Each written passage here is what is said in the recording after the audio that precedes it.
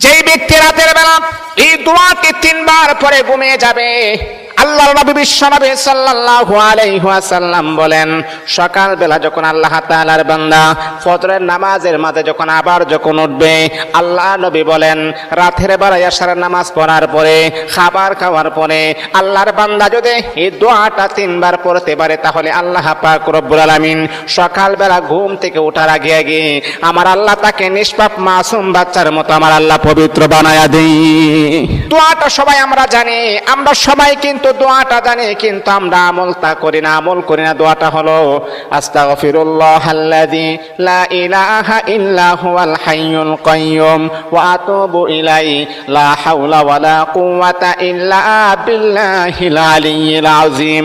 3 বার যদি আপনি পড়তে পারি, ইনশাআল্লাহ আল্লাহ পাক রব্বুল আলামিন আমার আপনার জীবনের সমস্ত গুনাহগুলোকে আমার আল্লাহ ক্ষমা করে দিবে।